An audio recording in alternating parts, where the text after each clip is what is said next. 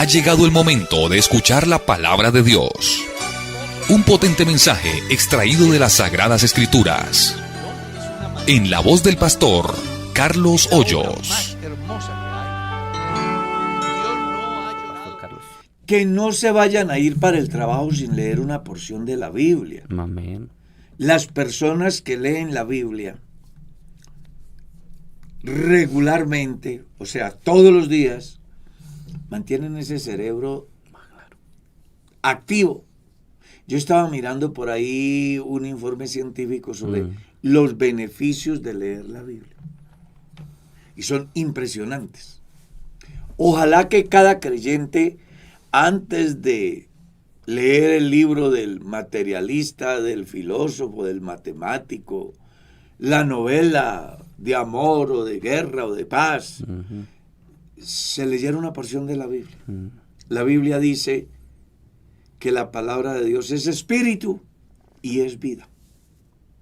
Ojalá pues de que usted tenga como parte de su vida el consultar con la palabra de Dios todos los días.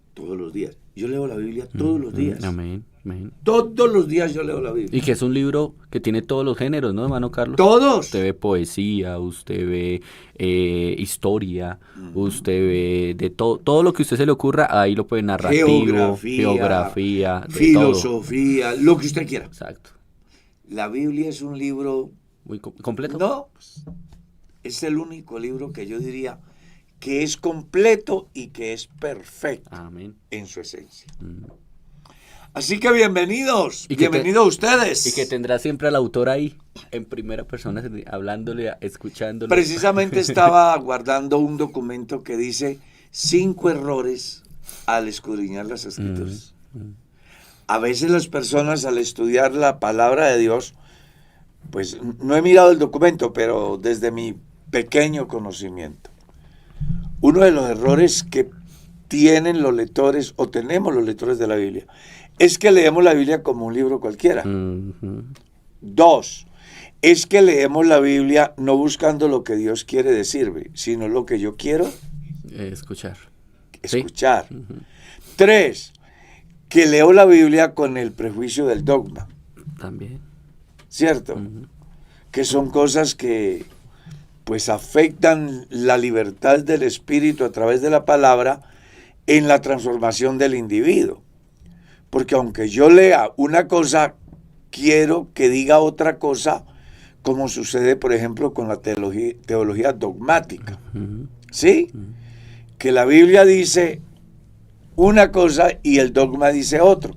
Entonces, descartan la Biblia para aplicar el dogma. Y ahí es donde tenemos el problema que afecta a cualquier cantidad de comunidades llamadas cristianas. Es más, hay comunidades donde dicen nadie puede interpretar la Biblia sino como la interpreta el líder supremo de su comunidad. El caso del ruselismo, el caso del catolicismo, el caso del adventismo. Al hacer esto no estoy, ni espero que me miren como que estoy atacando, porque no se trata de eso, sino que sus estudiantes, sus creyentes, se tienen que guiar es por el pensamiento de su líder. Y ahí es donde las personas pierden la libertad de escuchar la voz de Dios. Porque a Dios hay que creerle, no como dice el líder de turno, sino como dice la Escritura. Eso pasa con las comunidades donde existe la doctrina de los nicolaitas, que era la que establecía unas jerarquías dentro de la comunidad, y el que estaba en lo más alto era el que pensaba y transmitía el pensamiento a todo el pueblo, y aquellos se hacían infalibles, inalcanzables. Por eso ese mensaje tan importante que aparece a la iglesia de Éfeso y a otra iglesia en el Apocalipsis, donde se censura severamente el retener la doctrina de los nicolaitas, porque eso impedía que el mensaje llegara de una manera libre al lector o al escucho o al que escucha. Entonces es bueno que pongamos cuidado, ¿ya? Alguien puede decir, no, pero es que la iglesia ¿De ustedes también tienen jerarquía? Sí, pero aquí existe el libre examen. ¿Ya? Sí, señor. Existe el libre examen. Y en ese libre examen existen varias posibilidades, unas que son muy favorables, porque la persona definitivamente escucha a Dios a través de la palabra. Otras que pueden no ser tan favorables, porque la persona puede sesgar la escritura según su propia conveniencia. Pero para eso está el Tribunal de Doctrina de la Iglesia, para decirle a ese creyente o a ese pastor: venga, hermano, usted está descontextualizado. El texto se refiere a, porque el contexto es este, porque la cultura era esta, porque la connotación teológica es esta, porque la regla de interpretación nos muestra que el procedimiento para explicar ese texto tiene que llevar estos elementos, porque a través del exégesis usted puede extraer el mensaje, si quiere, de Dios, pero también puede resultar extrayendo otra cosa que nada tiene que ver. La responsabilidad tan grande que tiene también el predicar la palabra. Pero claro, es mucha, es demasiada. Por eso es muy importante ponerle cuidado a esto de lo cual nos ocupamos. Oiga, uno quisiera como quedarse hablando de este tema. Sí, yo lo veo. Pero hay preguntas. Yo lo veo que el pastor inició. No, lo que pasa es que uno... Con toda la energía. No, lo que pasa es que uno pues ha leído algunas cositas por ahí. Y cuando uno lee algo por ahí, entonces se le inquieta a uno y le preocupa. En mi caso personal, a mí me preocupa mucho que la gente no lea la palabra. Y dos, que la gente haga mal uso de la palabra. Eso me preocupa. Porque de pronto es más grave leerla y hacer mal uso que no leerla. Pero en todo caso, el punto de partida de cada cristiano debe de ser leer la Escritura de manera correcta, siendo humilde ante la presencia del Señor y diciéndole: Dios, yo frente a tu palabra soy ignorante, quiero que tú me hables. Y para eso el lector tiene que despojarse del peso de la religión, de la tradición, de las costumbres, de tantas prácticas que se han hecho parte de la naturaleza del individuo y que estorban que el mensaje de Dios llegue con la eficacia que Dios quiere que llegue. Amén. Vámonos con la primera pregunta. Claro que sí, hermano Carlos. Nos dicen: pastor, ¿usted me puede explicar sobre el capítulo 13 de Apocalipsis? El capítulo... Ella dice: ¿quién es la mujer? ¿Quién es el dragón? ¿Y quién es el hijo? Es el capítulo 12. Sí, ¿y quién? Está leyendo mal sí, la persona. ¿y quién es el hijo de la mujer que dio a luz? Bueno, en el orden bíblico, Israel es comparado con una mujer. Las características de la mujer del capítulo 12, si usted mira, dice: vi una gran señal en el cielo. Y comienza a escribir: una mujer vestida del sol, con la luna debajo de sus pies, y 2 estrellas. También vi un gran dragón, que estaba esperando que la mujer diera a luz un hijo para devorarlo. ¿Ves? Entonces vamos por partes. La mujer es Israel, el sol es Jacob, la luna es la madre de los hijos de Israel. ¿Ya? La mujer como tal es Israel. Aclaro, hay comunidades cristianas, sobre todo el catolicismo, ellos creen que la mujer es María. Sí, eso iba a decirle. Pero se les olvida que Apocalipsis fue escrito 96 años después de Cristo. Para la época en que se escribe Apocalipsis, ya María se había muerto. Claro. Entonces, ese es el problema de lo que hablábamos al comienzo del programa. Que cuando las personas leen la Biblia y tienen la carga de la tradición, entonces buscan un personaje y alteran el correcto orden. Apocalipsis fue escrito 96 años después de Cristo. Si usted mira, el capítulo 4 dice: ven y te mostraré las cosas que sucederán después de estas. Futuro. Entonces, cuando uno mira el pasaje, primero es profético. Segundo, ya María no existía. Entonces no es María. Por la descripción que se da, es el pueblo de Israel, y hay argumentos ahí en el mismo texto como el sol y la luna debajo de sus pies y 12 estrellas, refiriéndose a las 12 tribus de Israel. O sea, ¿la mujer es quién? La nación israelita. La otra pregunta es... ¿Quién es la bestia? ¿La bestia o el dragón? Ah, perdón, el dragón. El dragón, sí, señor. Según dice la Biblia, el dragón es una forma de hacerse conocer Satanás. Vamos a tratar como de hacerlo simple para entender. Dios en el Antiguo Testamento utilizó muchas teofanías, como el ángel de Jehová, por ejemplo. Como una zarza que arde y no se consume. En fin, hay una cantidad de teofanías. Bueno, Satanás va a utilizar también una cantidad de figuras. Según la Escritura, aparece como la serpiente, el dragón, el padre de mentira, el homicida, el hombre de pecado, el hijo de perdición. Entonces, el gran dragón que aparece ahí es una manera de mostrarse Satanás, que dice que con la cola arrastraba la tercera parte de las estrellas, refiriéndose a seres celestiales, los cuales en su rebelión conquistó, incentivó, hizo que se rebelaran contra Dios. ¿Ya? ¿Y quién es el hijo? El hijo que iba a nacer de la mujer. De la mujer. Es el pueblo convertido de Israel en el periodo de la gran tribulación,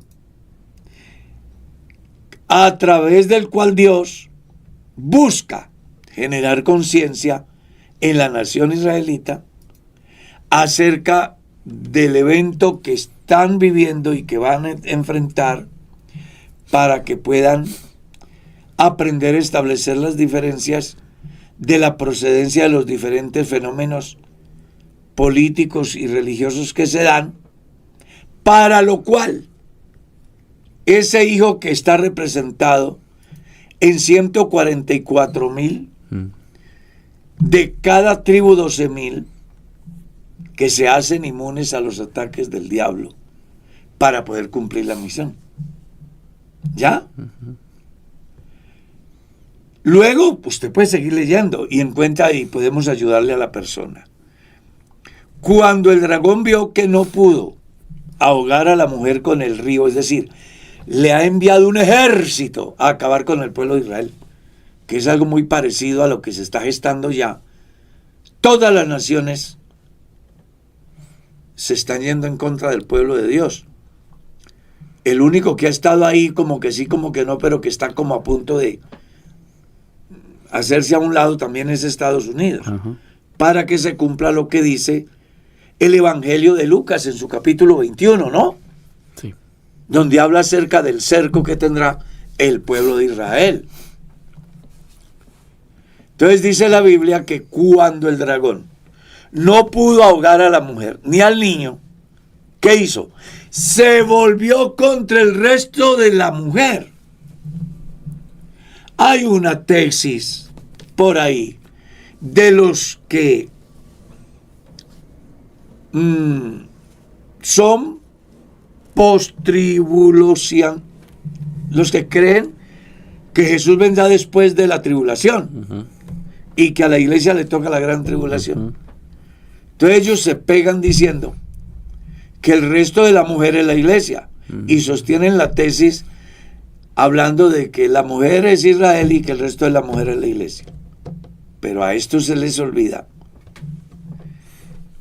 que en el capítulo 4 del libro de Apocalipsis, Juan es tipo de la iglesia al ser llamado para estar delante de Dios. Y Juan allá tiene dos opciones muy importantes: la de ver lo que pasa allá y la de ver lo que pasa en la tierra. Simultáneamente, sí. Simultáneamente. Para ese periodo, la iglesia no estará en la tierra, estará allá. ¿Está claro eso? Amén. Entonces, ¿quién es el resto de la mujer? La ley dice que la tribu, o hombre o familia, que fomentaran la idolatría en el pueblo de Israel, Dios borraría su nombre de debajo del cielo. Resulta que la tribu que fomentó la idolatría en el pueblo fue la tribu de Dan. Y cuando usted lee en Apocalipsis 7, Apocalipsis 14, la tribu de Dan no aparece. Solo viene a aparecer en la recuperación de la tierra, o mejor, en el establecimiento del reino, según el libro de Ezequiel. Ahí vuelve a aparecer la tribu de Dan. Si usted mira capítulo 7 y capítulo 14 del libro de Apocalipsis, ahí no aparece la tribu de Dan.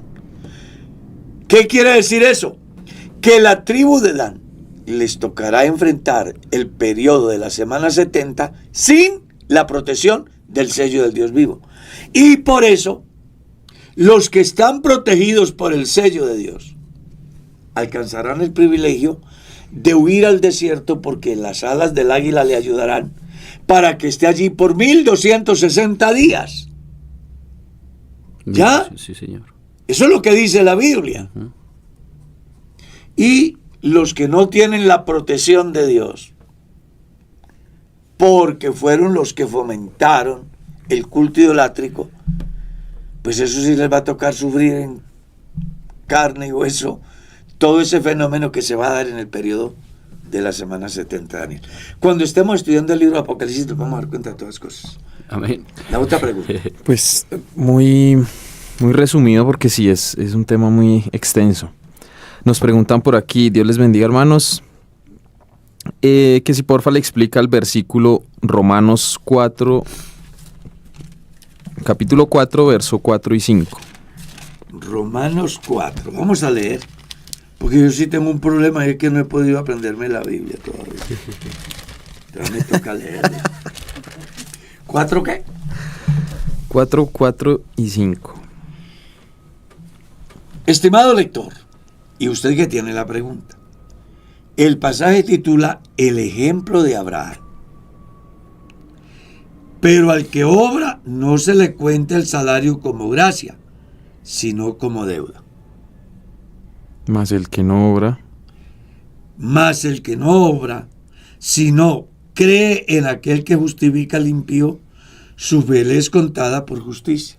Esos son. Por eso el pasaje comienza el ejemplo de Abraham, que textualmente dice, creyó Abraham a Dios y le fue contado por justicia. No sé si quedará claro o necesitará más. Yo creo que es más por lo de la obra. Sí, dice que no se le dice, pero al que obra no se le cuenta el salario como gracia. Entonces de pronto es como que sino como deuda, entonces queda como deudora. Esa es como la pregunta. ¿Cómo queda deudado el que obra? Lo que pasa es que está hablando acerca de la fe de Abraham. Entonces, si hablamos de deuda versus obra, nadie hará obras suficientes como estar a paz y salvo con Dios. ¿Por qué? Porque el hombre por las obras jamás podrá ser justificado. ¿Cómo puede ser justificado? Por la fe. Amén. Donde ya no es él, sino el sustituto que lo reemplaza. Que eso es lo que dice la Escritura, ¿no? Cristo murió por nuestros pecados y resucitó para nuestra justificación. Y el capítulo 5, el verso 1 dice, justificados pues por la fe, tenemos paz para con Dios por medio de nuestro Señor Jesucristo. ¿Qué es la justificación? Es la acción de Dios, siendo inocente por los culpables, haciéndose el culpable para que los culpables llegásemos a ser inocentes. Y esto solo es posible por la fe. Amén. Amén, hermano Carlos. Preguntan, hermano Carlos, ¿donar óvulos o espermatozoides es recomendable ¿O cuál es su opinión al respecto? Dios lo bendiga. Pues, a ver, yo creo ahí, me están diciendo mi opinión. Sí. Cada individuo viene a la tierra con un programa divino. Eso es lo que yo pienso hablando en el campo humano. Dios tiene un propósito con él. No he leído en la Biblia todavía uno que diga que viene con el propósito de donar óvulos o de donar esperma. Esos son estrategias de la ciencia y la tecnología. Uno, para satisfacer el egoísmo del individuo en muchos casos. Y dos, para hacer posible el incremento de riqueza de algunas instituciones que se lucran de eso. Pero las personas deben de aprender a aceptar realidades. Si Dios me hizo estéril, ya. ¿Por qué tratar de cambiar? Si Dios me ha hecho que no puedo concebir, ¿por qué buscar otras estrategias y no esperar en Dios? Respeto quienes lo hacen, pero bíblicamente no he encontrado un párrafo que le dé como vía libre a ese fenómeno. Creo que esas son situaciones de la ciencia del último tiempo que alimentan el ego del individuo, ¿no? De los seres humanos. Yo llevo mis espermas y después de 100 años de estar congelado vuelvo a vivir, por ejemplo. Entonces yo creo que se les está olvidando que hay una ley que Dios estableció y que existe un sistema de procreación de manera natural. Hay casos donde la ciencia hace aportes muy importantes para que las personas tengan su descendencia, y eso está bien, pero cuando ya se llega a ese campo, yo conocí el caso de una pareja donde inclusive el matrimonio se destruyó porque la señora quiere tener hijos y no tiene hijos. Entonces se va, hace una inversión de no sé cuántos millones donde le vendan unos espermas para poder tener un hijo, y tampoco.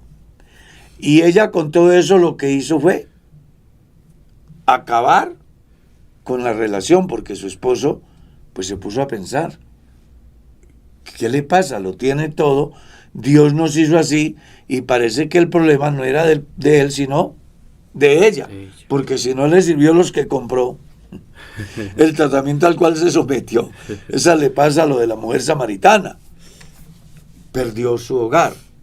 Entonces uno tiene que dejar de ser egoísta y aprender a aceptar que yo soy simplemente como Dios me dio la oportunidad. Es que hay un sinnúmero en esa industria de la estética, de la apariencia, de ser quien no soy. Eso es una industria impresionante. Un negocio muy grande. Claro. Entonces yo sí creo que, si es mi punto de vista, yo no le recomendaría ni donar óvulos, no. Dios tiene un proceso natural, ese es el que se debe cumplir en el ser humano. Amén. Amén. Aceptar la voluntad de Dios. Bueno, dice por aquí, pastor, ¿los musulmanes y cristianos adoran al mismo Dios? Es muy importante la pregunta porque eso me hace retroceder a la historia. Yo estudié filosofía de las religiones, donde uno pues encuentra el por qué en cualquier parte del mundo creen en un Dios. Entonces resulta que cuando sale la familia de Noé del diluvio, hay una orden que Dios da: creceos y multiplicaos. Pero Nimrod se propuso construir una torre con el fin de no dispersarse. Pero los que salieron del arca fueron con la conciencia de que Dios los había salvado de un diluvio, que había habido un diluvio universal, que era un ser supremo que se llamaba Dios. Y cuando llega la confusión de Babel, esas personas que ya poblan el mundo traen la historia de lo que había sucedido antes. Y como ya no se pueden entender entre sí por causa de la confusión, se dividen por grupos y van poblando la tierra en diferentes lugares. Y como se trae la concepción que le fue transmitida de padres a hijos y de hijos a sus hijos acerca de un ser supremo, entonces los que se ubicaron en Asia, como el caso de China, le llaman el gran emperador. Sí. El caso de Japón, el caso de India. O sea, en cualquier parte del mundo se habla de una deidad, desde una visión diferente según las circunstancias viven esas sociedades en los lugares donde se ubican. Inclusive los griegos, ellos adjudicaron a cada circunstancia un dios. Llegaron a tener más de 35,000 dioses. Según el evento se daba, ellos adjudicaban a un dios. Y un día los tenían todos. Y entonces en el mausoleo, ¿es que se llama? Sí. Algo así. Donde aparecen todos los dioses, ellos dijeron, pues los tenemos todos. Hagamos aquí un espacio para otro por si aparece. Por si las moscas. Entonces colocaron al Dios no conocido. Conocían a todos, pero ellos pensaban, de pronto aparece alguien. Que es la estrategia que Pablo utiliza luego para predicarles el Evangelio. Entonces, en ese orden de idea, los cristianos tenemos al Dios de la Biblia. Los musulmanes tienen a Alá, el Dios del Corán. Pero es muy importante aclarar de que cuando hablamos de las religiones postdiluvianas, estamos hablando de culturas antiguas. Cuando hablamos del Islam, hablamos de nuestra era. Aparece 600 años después de Cristo. Amén. Y todo surge bajo el concepto, pues, de su profeta, Mahoma. Uh-huh. Yo he leído sobre ellos. Yo tengo el Corán. Yo he leído el Corán sobre sus aleyas, sobre sus personajes importantes.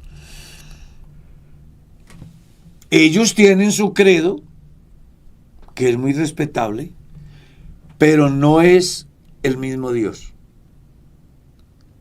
Son monoteístas como el judío, son monoteístas como los cristianos, pero cuando uno mira el desenvolvimiento de su credo, pues su Dios deja mucho que desear, ¿no? Claro. Porque hay brazos extremos donde es muy complicada la situación. Aunque no se puede generalizar, siempre en toda comunidad hay gente piadosa. Y entre ellos hay gente piadosa. Ahora, de ahí para allá yo no puedo decir más nada. Lo que sé decir es que para ellos Jesucristo no es Dios. Para nosotros Jesucristo sí es Dios. El único Dios. Así Amén. es. Amén, hermano Carlos. Mire esta pregunta. Pastor, la Biblia dice que nadie subió al cielo, pero un pastor de la iglesia, IPUC, predica haber ido al cielo mientras estaba muerto. Me gustaría escuchar su opinión. Yo le voy a dar la opinión de la Biblia. Nadie subió al cielo, sino el que descendió del cielo, el Hijo del Hombre que está en el cielo. Amén. Eso es lo que yo creo. No puedo decir más, porque es que si yo digo más, digo mentiras. Aclaro, yo, porque yo puedo decir con respecto a eso lo que dice la Biblia. Entonces recuerda, el cielo es un proyecto de Dios, no ha sido estrenado. El infierno es un proyecto de Dios para encerrar al demonio y sus ángeles, tampoco ha sido estrenado, porque inclusive el juicio de las naciones, según San Mateo 25:31, todavía no se ha dado. Amén. Amén. Dice por aquí mi pregunta, pastor, si un cristiano tiene muchas deudas que no puede pagar por la alta suma y su sueldo no le permite, ¿será que puede predicar ya que su conciencia lo acusa? Pues uno nunca sabe qué estará pensando el predicador, ¿verdad? Ahí sí se puede manejar un concepto. Si yo tengo un acreedor y no estoy en condiciones de pagar, en el momento yo debo de acercarme al acreedor y decirle, tengo este problema y vengo a plantearle Una posible solución. 2 o 3 opciones. Sí. Una, perdóneme la deuda. ¿Por qué no? Sí. Puede hacerlo. 2, deme tiempo y yo le voy a pagar la deuda. Así sea de a 5 pesos, pues se la voy a pagar. 3, no le voy a pagar la deuda. Entonces, si yo hago esas 3 posibles salidas, y vamos a suponer de que él me dice, listo, le voy a perdonar el 50%. Y usted me va a pagar el 50%. ¿Cómo me lo va a pagar? Hoy existen en los estados judiciales conciliaciones. Las empresas que entran en crisis llegan a un programa que hay del Estado donde ellos pueden decir, pago la deuda en 20 años. Y es legal. Entonces, si logra que su acreedor le dé esa oportunidad, pues pague. Y yo creo que no va a tener problema ni con su salvación, ni con el servicio a Dios, porque él está arreglando el problema. Si el acreedor le perdona, maravilloso. Y si usted dice que no paga, ahí sí está grave. Porque son 3 opciones. Me perdonas la deuda, deme plazo para pagarte la deuda o no te la voy a pagar. La última es la menos recomendable. Porque uno, así como se acerca, sonriente para que me presten, con alegría también debo de acercarme a pagar. Amén. Mira esta otra pregunta, hermano Carlos. Nuestro Señor Jesucristo, que es Dios manifestado en carne, ¿tenía alma, cuerpo y espíritu tal cual como nosotros? ¿O solamente tenía espíritu, que es el hálito de vida al ser un humano? Y en vez de alma, era el Espíritu Santo. Hebreos 2:14 habla que Él es semejante en todo a nosotros. ¿Y qué tenemos nosotros? Espíritu, alma y cuerpo. Entonces Jesús era una persona como todas. Pero ¿qué tenemos nosotros aparte de espíritu, alma y cuerpo? El Espíritu Santo. Amén. Entonces Jesús en todo era semejante a nosotros. Hasta en lo humano, como también en lo inmaterial relacionado con lo divino. ¿Ya? Hay discusiones con relación a eso. Sí. Es más, hay quienes suponen de que Jesucristo no era Dios, llegó a ser Dios. Ah, sí. Después de que fue lleno del Espíritu Santo. Pero son simplemente corrientes. La verdad es que Jesucristo, como hombre, es mi hermano, pero como Dios, es Dios manifestado en carne. Hay que entender que en ese orden de ideas, Jesucristo es hombre 100%, sin dejar de ser Dios 100%. Amén. Amén. Dice por aquí, ¿quién era Zacarías, el padre de Juan el Bautista? Pues un sacerdote. El Amén. Evangelio dice que era un sacerdote. Amén. Y que venía de la tribu de Leví. Porque el orden sacerdotal solo le correspondía a la tribu de Leví. ellos estaban divididos en 4 ramos: aaronitas, gersonitas, meraritas y coatitas. Cuando lees la administración del tabernáculo, entonces los encuentras cada uno en su campo. Los que ofrecían el sacrificio eran los aaronitas. Por eso, cuando uno le acerca de la excelencia del sacerdocio de Cristo, dice: no viene de Leví, sino de la tribu de la cual nadie escribió relacionado al sacerdocio, de Judá. Y viene del orden de Melquisedec, de un orden sacerdotal totalmente diferente al orden levítico. Siga. Amén. Dios le bendiga. Desde Codazzi. Que la Biblia tiene muchas cosas. Sí. Dice acá, desde Codazzi Cesar. Lo sigo, mis hermanos. ¿Con qué texto bíblico sustento que... Es que está con un error de ortografía ahí. Que los santos del Antiguo Testamento... Que los santos del Antiguo Testamento resucitarán después de la gran tribulación. Leas el último versículo del capítulo 11 de la carta a los Hebreos. Vea. El capítulo 11 de la carta a los Hebreos habla de los héroes de la fe. Todos ellos fueron santos del Antiguo Testamento. Todos. Ahí no hay ni uno del Nuevo Testamento. Luego, los 2 últimos versículos de la carta a los Hebreos, ahí aparece. Disculpe. Ahí aparece la explicación que la persona quiere tener. Mire lo que dice. El verso 39, perdón, estaba leyendo el capítulo 10.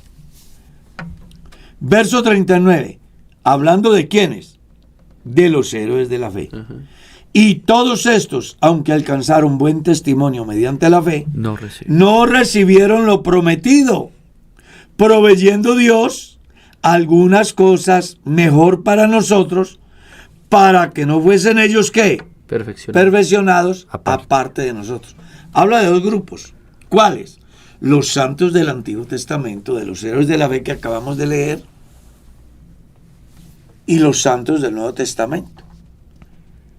Dice, ellos no lo recibieron porque Dios tenía algo mejor para nosotros, y era la salvación por gracia. Amén. No como le sucedió a ellos, que ellos fueron salvos en otro tiempo y bajo otras condiciones. Amén. Amén. Nos preguntan, Dios les bendiga, ¿cuál es la mejor manera de leer la Biblia? Pues no sé a qué se referirá. Si será a las herramientas que se deben de tener para leer, o será los libros que debo de escoger. La Biblia es un libro divinamente inspirado por Dios. Cualquier pasaje de la Biblia que lea traerá beneficio al individuo. De pronto se me ocurre pensar, y ojalá que así sea, se me ocurre pensar que la mejor manera de leer la Biblia es librándonos de los conceptos supersticiosos. Voy a poner el salmo tal y voy a leer el salmo tal porque esa porción, sí, usted ve gente que tiene una Biblia en un atril muy bonito en el Salmo 91, porque es el equivalente a la camándula del católico, o a la penca de sábila del agorero, o a la contar 7 del musulmán, ¿cierto?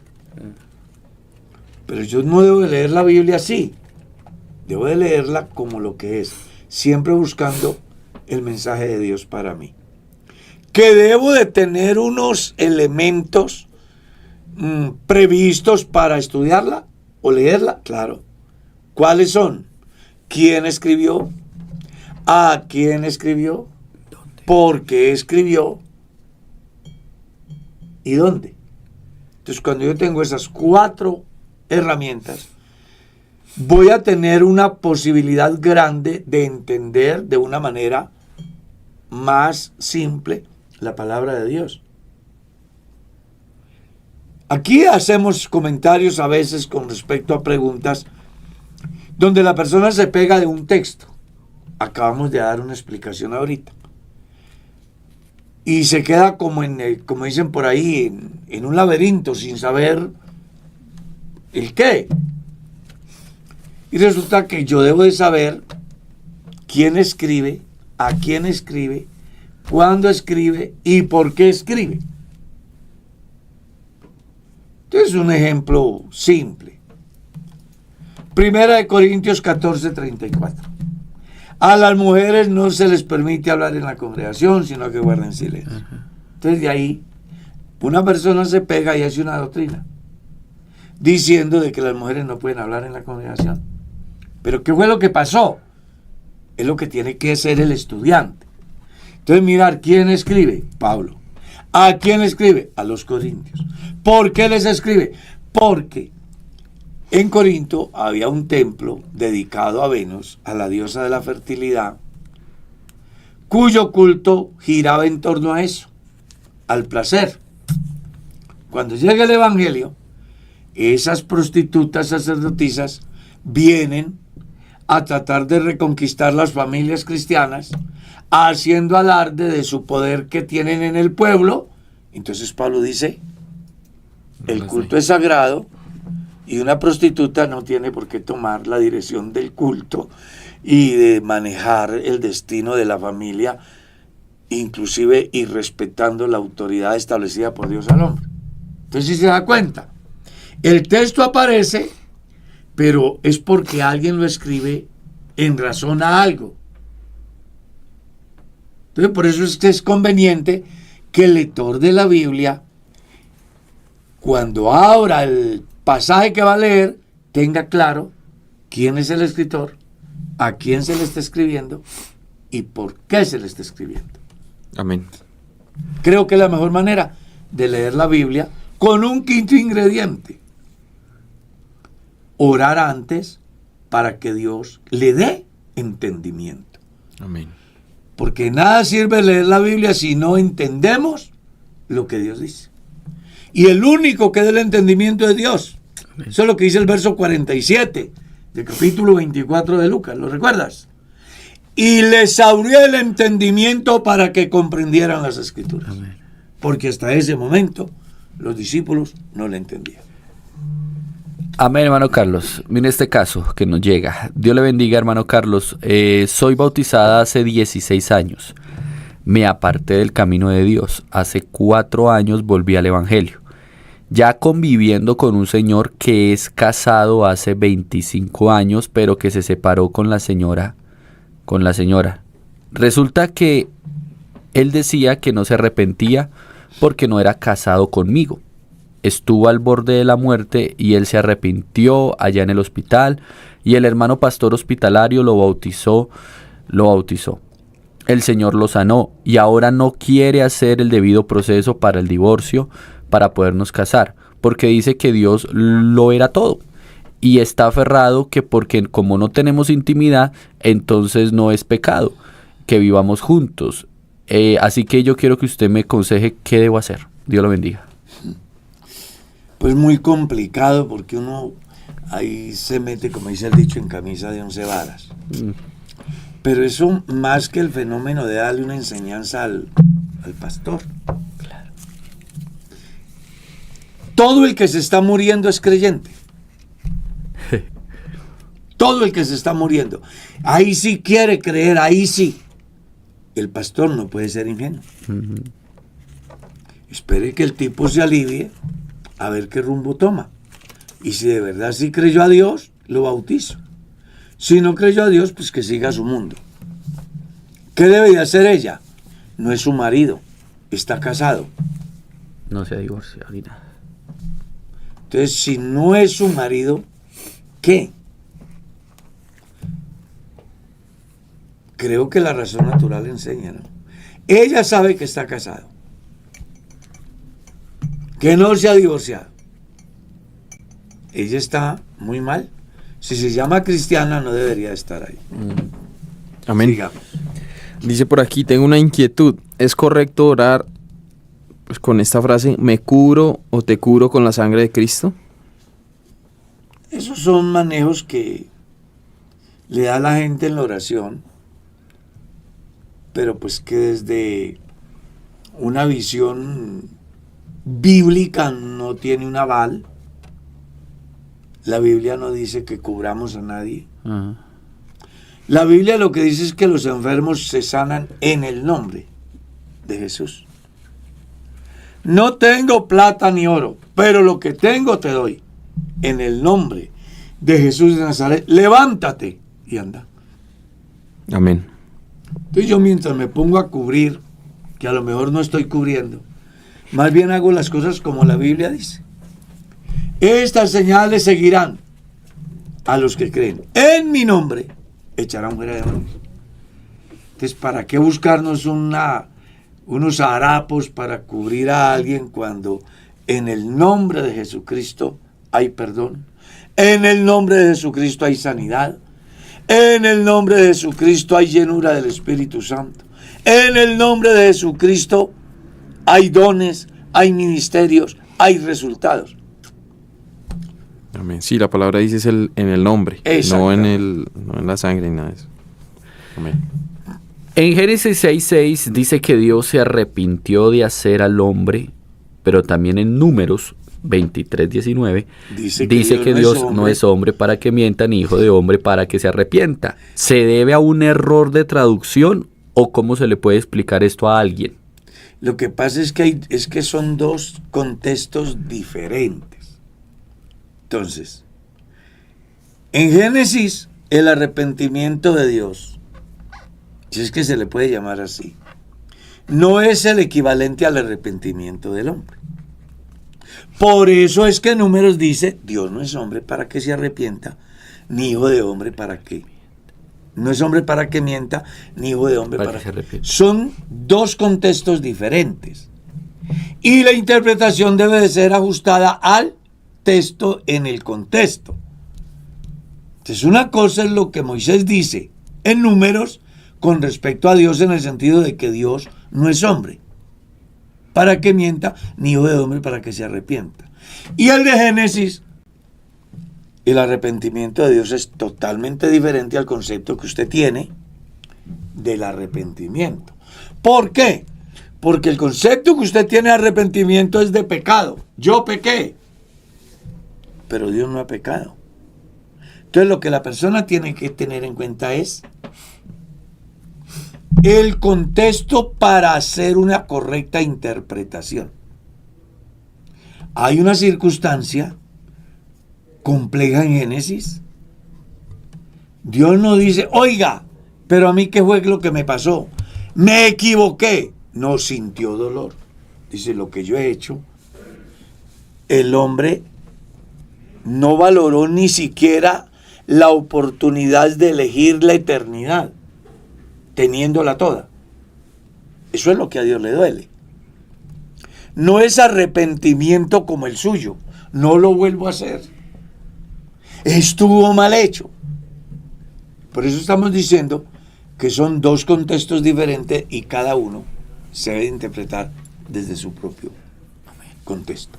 Bueno, esta es una pregunta un poco larga. Dice, un hermano tiene un canal en YouTube, menciona que en Efesios 4:9, donde dice el versículo, que es sino que también había descendido primero a las partes más bajas de la tierra. Dice que se refiere a la engendración del Señor Jesús en el vientre de María, y lo sustenta con el Salmo 139:15, donde dice, no fue encubierto de ti mi cuerpo, bien que en oculto fui formado y entretejido en lo más profundo de la tierra. Quiero saber si es así. Dios les bendiga. Hay dos corrientes de pensamiento. Una que dice que, es más, yo estuve en un evento donde el expositor decía que cuando el hombre nacía, había recorrido el 50% del camino para ir al cielo, porque nacer del agua era nacer del vientre de la mamá. Entonces hay muchas conjeturas con relación a eso. Desde mi pequeño conocimiento, creo que el pasaje de Efesios y el pasaje de Salmos está relacionado precisamente acerca desde dónde viene Jesús a hacer su aparición en el escenario humano. Porque él participó de lo mismo que participamos nosotros. Entonces creo que el pensamiento del que tiene su canal no está desubicado. Creo, desde mi pequeño conocimiento. Puede ser que otro tenga otros argumentos y también son respetables. Son manejos conceptuales, no es una doctrina, no afecta a la salvación. Pero desde el texto bíblico, eso es lo que dice la Biblia. Amén. Y si lo dice ahí, pues ¿qué vamos a hacer? Amén. No le busque otro. Así es. Pero otro puede tener otro concepto. Y también es respetable. Tendrá que argumentarlo a la luz de la Biblia. Pero el argumento bíblico, pues es incuestionable. Amén. Buen día, Dios los bendiga. Pastor Carlos y mesa de trabajo. Mi pregunta es, tenemos muchos hermanos en Cristo que son del ejército, de la policía y de la fuerza pública. Si en un momento de su vida tienen un enfrentamiento con grupos ilegales y su vida corre peligro, ¿cómo harán para defenderse si la Biblia dice no matarás? Siempre me he hecho esa pregunta, pastor. ¿Me puede dar una respuesta? Cuando alguien está representando el Estado, cumpliendo con su deber, lo que sucede en el desarrollo de su ejercicio no le es contado como homicidio, no le es contado como suicidio, no le es contado como eutanasia. ¿Ya? Él está cumpliendo su deber. Vamos a colocar ejemplos simples. Un paciente llega al hospital y en el procedimiento médico muere el paciente. ¿Usted cree que el médico quiso matarlo? No. Fue algo en su ejercicio. Murió. De hecho que por eso ellos pueden ejercer y la ley no lo sanciona. Aquí va a ocurrir igual.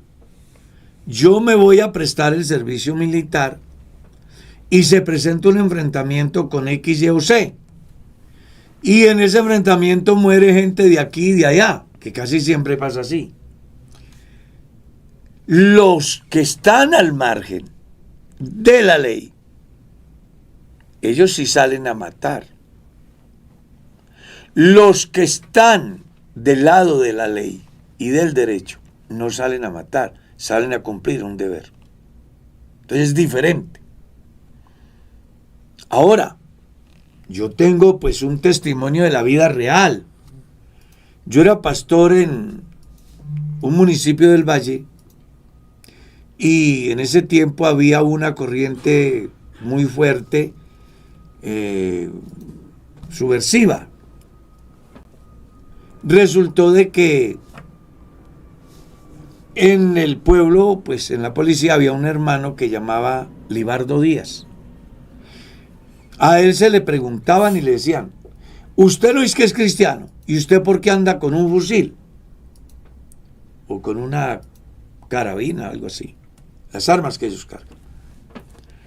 Decía, bueno, porque esto es lo que me da el Estado, yo trabajo con el Estado. Y si hay una toma subversiva y usted sale a combatir y mata a alguien, ¿qué? Dijo, primero, si eso sucediera, yo estoy cumpliendo mi deber constitucional. Yo no voy a matar a alguien por matarlo.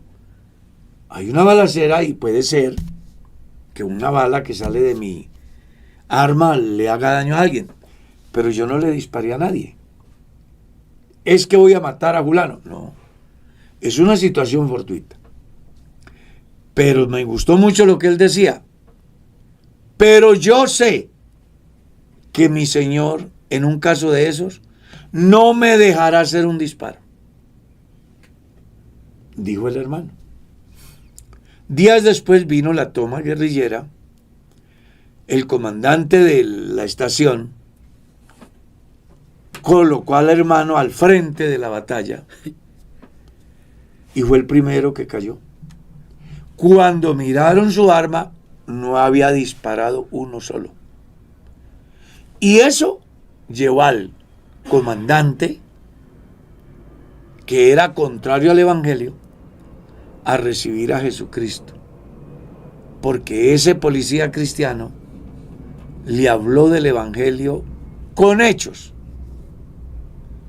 Y al ver lo último que pasó, el tipo se ha entregado al Señor. Hoy es un predicador del Evangelio. Amén.